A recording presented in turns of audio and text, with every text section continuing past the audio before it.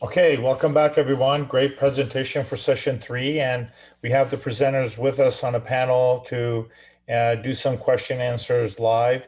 And I want to jump right into it. And we've had a number of questions about the mobile stroke unit.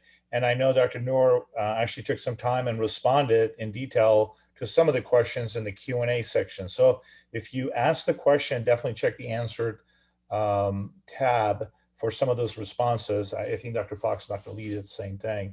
But I just want to talk about a little bit, maybe more specifically about mobile stroke units and how do you determine some of the logistics? Where do you put it? And where is it best going to be used? And how do you integrate it into the 911 response system?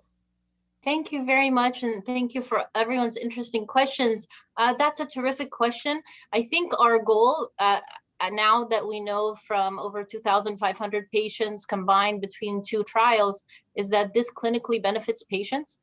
Our goal would be to have it everywhere where patients are having stroke. That being said, in the demonstration phase of this project, we put it in different areas of Los Angeles County to account for areas where it's densely populated with hospitals close by versus areas with longer commute and so forth, to look at that clinical efficacy. I think doing sophisticated geospatial mapping like we started to do here in Los Angeles County and understanding where the incidence of stroke is, the highest incidence, and how many units it would take to cover the entirety of a system of care or county, and then to be able to have all patients have access to that care would be the most ideal.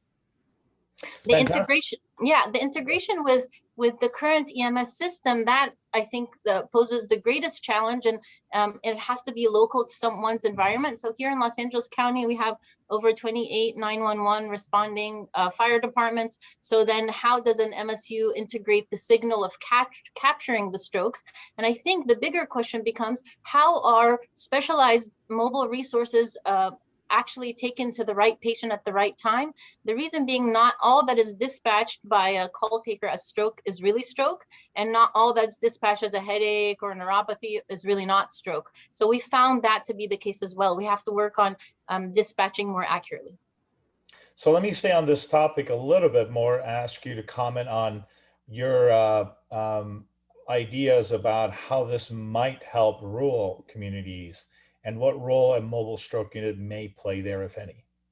Absolutely. So there are multiple programs, including in Canada, including in Houston, including here in Los Angeles, where there's a rendezvous program set up. And that rendezvous program means that in patients where there's a longer commute to their normal hospital of care, for example, in our system of care, that would be Malibu and coming to Santa Monica. So that's a long commute on PCH. The benefit to the patients would be to meet in the middle and basically bring the primary stroke center or the hospital to the patient, have that patient evaluation. If the patient needs to be treated, then treated, stabilized, and transported. And I think in rural communities that would work very well. And they do the very same thing in Houston, because most of the ambulances come into their health system where there are 5 comprehensive stroke centers on one campus. So everybody's incoming to this kind of a big medical center. And so the Houston ambulance will radio the crews and meet them halfway and do the encounter and then transport the patient. So I think that would be incredibly useful for patients who have a long commute. And I know there was a question about funding, and obviously that's a big barrier to overcome for most communities.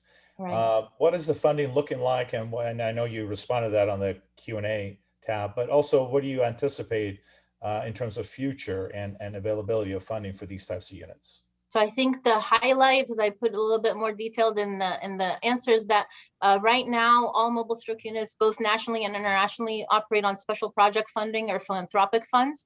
The only thing that, as mentioned by one of our speakers in wonderful telemedicine talk, is that the bipartisan bill, our act of 2018, mentioned mobile stroke units by name as a place of service for telemedicine. So as of recent, we can, as a physician, bill for telemedicine coverage of the encounter. I myself, I'm physically on the mobile stroke unit 2 weeks out of the month. And so ironically, I can't bill when I'm physically there giving better care to the patient. So now that we know this is clinically beneficial for patients, so out of 100 patients, 27 will do better and be less disabled, 11 will be non-disabled. This is really significant.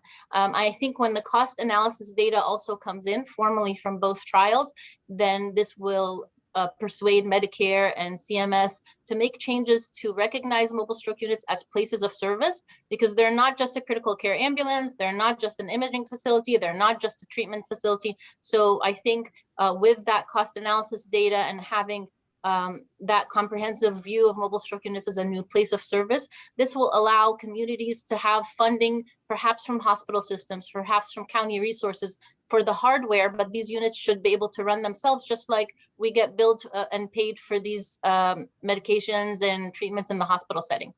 That's what will sustain and make this widespread.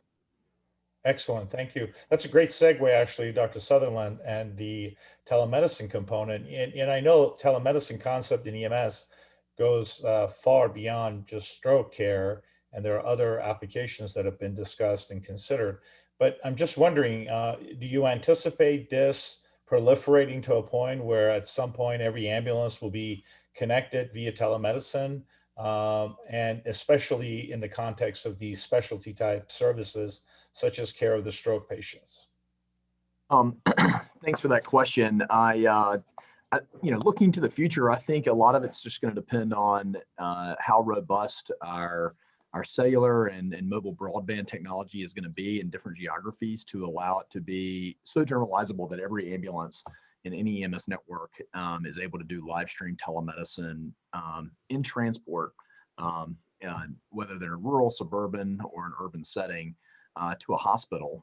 I do think that that's tenable, and looking to the future, it's not a far cry to believe that may be the case. We all in our personal lives ride down the road and FaceTime people and use video conferencing all the time for a variety of reasons. And so it stands to reason that we could tap into not only commercially available networks, but what we found when we developed our system is that there's a lot of untapped potential to enhance broadband, enhance mobile cellular capability, to utilize various cell providers and different towers depending on the region that you're in. And so and there's actually open access pathways for emergency responders that the folks on this call know better than I do, that for police, fire, and EMS that I think will further make that feasible in the future. So I do think the technology is there that this is something that we will see on ambulances. I think going forward, it is going to be a stroke systems of care concern with how those calls are going to be routed, who's going to respond to them, which neurologist or emergency medicine provider on the hospital side or on their own mobile side is going to be doing the evaluation in the back of the ambulance. How are we going to manage all of that demand in a way that even with conventional telestroke, we're already seeing some demand out covering our supply capabilities in a number of locations. So I think all that is to come. I think the technology will be there for it to be outfitted on ambulances. I think we will have to be thoughtful about this, about how we deliver the best quality care for ambulance-based telemedicine on the hospital neurology side. So that's actually a really good discussion about the future of this. And one of the challenges that seems to be unique to EMS is the level of expertise that's brought to field by the telemedicine technology. A lot of the telemedicine historically been very remote, sometimes regionalized. Patients dial into these regional telestroke centers and sometimes speak to physicians that are out of the area. With the EMS, the local knowledge, the local resources, and connectivity of that neurologist becomes more important to redirect patients. Do you anticipate telemedicine driving development of more centrally and locally connected telemedicine centers to provide EMS level of expert input for routing of stroke patients, working with mobile stroke units? It just seems like that would be a very desirable direction for telemedicine for EMS to go. No, I couldn't agree more. I'm a big believer in the world of telemedicine, that there is a major component of it that is in relationship building, network building for regional stroke systems of care. And and obviously in the standard of telestroke as it is now, there are a lot of commercial telestroke providers, remote geographic individual telestroke providers that will, if I'm here in Virginia, a neurologist in California could beam in and see a patient in a rural hospital and provide an acute telestroke assessment. And I think that in the absence of any additional neurological expertise, that clearly has value for acute decision making, but it doesn't help us necessarily with the necessary relationship building that needs to go in, not only to the acute neurological assessment, but then the decision making on the interfacility transport, the knowledge of best routing as it relates to additional neurocritical care, endovascular capabilities, et cetera. And so I think when you apply that to the EMS side, I do think there is an opportunity for us to think about this within regions, and I think Reza, what you're sort of getting at is would we have, say, a central for a region or a given geographic region or EMS network? Would we have a central sort of telemedicine hub that then connect with ambulance networks in a hub and spoke model that would have that sort of that local knowledge to not only be able to provide the technology, but then also to be able to have the best sense of the routing and the destination choices, the local protocols and policies, et cetera. I think there is real potential for that. And again, I think we'll need a lot of smart people thinking about it from a systems of care standpoint going forward. Fantastic, Dr. Sutherland. Thank you. Let me just jump over on the topic here to the pediatric side, Dr. Fox and Dr. Lee. I know you've been kind of looking at the Q&A tab there and been responding to some. It's kind of interesting. One of the questions that comes to mind is in an EMS arena, pediatric stroke and our ability to identify it still remains a rare event. And there is definite emphasis with stroke centers and directing stroke patients to stroke centers of different levels. But if you're looking at a pediatric patient and given our current treatments and our ability to recognize a pediatric stroke, are pediatric patients better off going to a stroke center as a whole? Or if you have the option of Children's Hospital with or without emphasis on stroke care for children, are they better going to a pediatric center? And I'm just wondering, that still remains a question, and what your thoughts on that might be. Yeah, I think I see Sarah Lee actually answering this in the chat or typing an answer. I can say, I think my thoughts are right now, I don't know that there is a one size fits all answer for that. I think that where we are with pediatric stroke pre-hospital triage is very different than where we are for adults. There's no designation for which hospitals are ready to take care of a child with a stroke, much less at a comprehensive level versus primary level. I think one interesting concept is pediatric stroke ready. So having even a level of, is there a pediatric stroke alert or system in place where there's regular provider education, where there is an imaging plan, and even if they don't have a treatment plan or treatment they can offer for children, a plan for where that child would get transferred. And I think that would be useful because I think relatively few hospitals are going to have a real comprehensive ability to treat children. Right now, thinking back to the last stroke patients I've treated, it's really, parents who have driven their children into an ED and insisted that something's wrong, or sometimes kids who get transferred to 2 or 3 hospitals before they come to us. So, all of those, of course, really add to delays in hyperacute treatment. Dr. Lee, did you have any additional comments on that?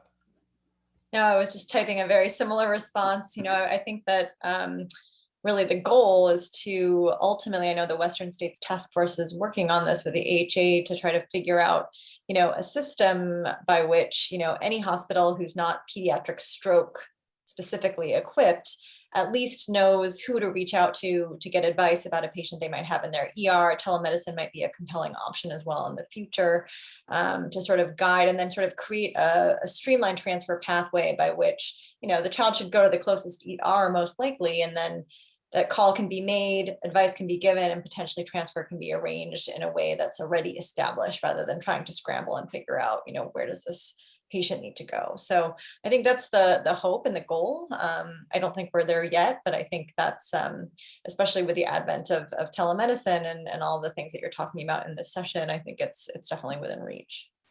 So that's actually a very good point you bring up, because it's the comment that I heard earlier that one size does not necessarily fit all. And as jurisdictions try to match their patients to their resources, one question that comes up is, what do we consider pediatric? Historically, in EMS and in trauma, 14 and under was pediatric, 15 and older was adult. The idea was anatomy by 15 years of age is going to resemble that of an adult, and most trauma surgeons will be able to manage any traumatic injuries. Is that true with stroke? I know you talked in the Q&A response that is technically 18, but do you think stroke care in that adolescent phase for 15, 16, and 17 needs to be specialized, or could it be more like the adult care? I mean, my personal thought is the older adolescents probably at age 16 are not much different than age 18. So that, the 18-year-olds who are included in most adult stroke clinical trials. But again, I think it's going to be dependent on the system. So even within our, UCSF system where we're treating children, it actually doesn't really break down by age. It breaks down by which hospital you're admitted to. So even, in our children's hospital, we often have adults who are 20 years old or 21 who are on our hem-onc service. Certainly they would be treated in our children's hospital by our pediatric stroke team. If you're admitted to the women's hospital, but you're under 18, then your consult would be with the adult stroke team. So it really breaks down more by where you are rather than just by age. I think that expertise is going to be different though in different systems. And so having one better approach that people can conceptually use, I think is going to be very important in the future. Dr. Lee? Yeah, I agree. I think in most cases that is appropriate. Maybe a older teenager to go to an adult stroke center. I think the thing to keep in mind is that obviously people that young having strokes, potentially they have other underlying conditions that we don't typically see the same stroke risk factors in an elderly adult, for example, with hyperlipidemia and hypertension. So looking for those more unusual causes of stroke, I think is certainly warranted and may need the advice or expertise of a children's hospital. Whereas, sometimes a children's hospital may not be able to offer the hyperacute therapies because they haven't performed the thrombectomies or given the TPA as often, and they're just not as familiar or comfortable. And so there needs to be crosstalk, I think, between adult and pediatric specialists. So that word crosstalk brings me up to the next topic here, because in EMS, we've been trying to drive quality based on data. And a lot of the stuff we talked about, the final answer, I should say, is still pending. And a lot of it will depend on what the outcomes are and how to connect the outcomes to the processes so that productive, beneficial processes get momentum and we don't waste time on things that don't have value. Which brings me to Peter. And, the biggest challenge is allowing real-time data connection between hospital, where most of the outcome data is, and pre-hospital environment, where often they don't become recipients of real-time data. What does your system look like in addressing that? And what are some thoughts in connecting that real-time connection? So when I'm a paramedic taking care of a stroke patient and I missed an LVO triage, I get fairly quick feedback and understand why that happened to immediately improve my care.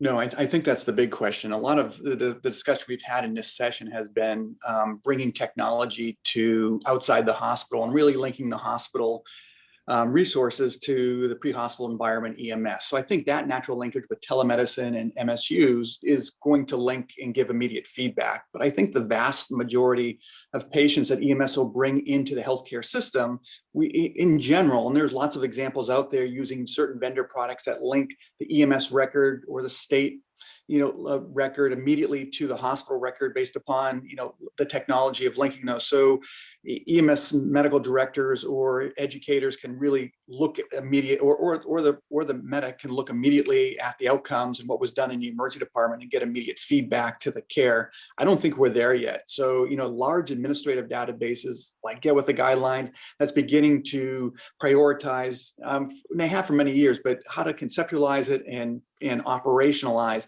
how to link EMS care to hospital care and assess that entire system from point of contact with dispatch to discharge to rehab back into the home. I think that is really kind of the next field and where we're going. And that, I think that is important. But from a medic standpoint, I want to know, and I want to know when I admit a patient to the ICU, how is the patient doing? It's an active process. I have to go search for that patient. It's not coming back to me. But I think we're becoming much better at realizing that pre-hospital care and hospital-based care are intimately related, and the ability to give real-time feedback, not 2 months, 3 months, at an annual meeting of the most interesting cases, though it's very useful, is not where we're going. So I think there's a big push in our environment, in our field, to integrate EMS into the hospital environment to create that seamless system of care. We're not there, but I think that's where most of us in the field think we're going. Yeah, I agree. And I think the more in that front we do, the better we are going to be in being able to adopt. There was actually a question on the question and answer about when are these things coming to my jurisdiction or my county?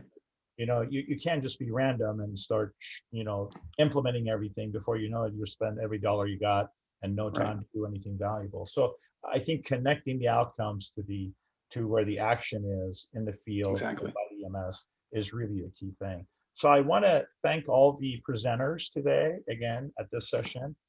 Great discussion, great presentations, lots of cutting edge stuff. So I was very, very excited about this session. So, and I want to thank all the participants for their questions. Some of you answered personally on the question and answer board. Really appreciate that. And if you posted a question, please take a look at that, some detailed responses from our presenters. With that, I'm going to end this session. Thank you all again for being here. And I think instead of going to a break, which is what we did the last 2 times, I'm going to turn this now over to Dr. Dave Duncan from the EMS Authority, and he's going to talk with us about the state of the state for stroke. Dr. Duncan.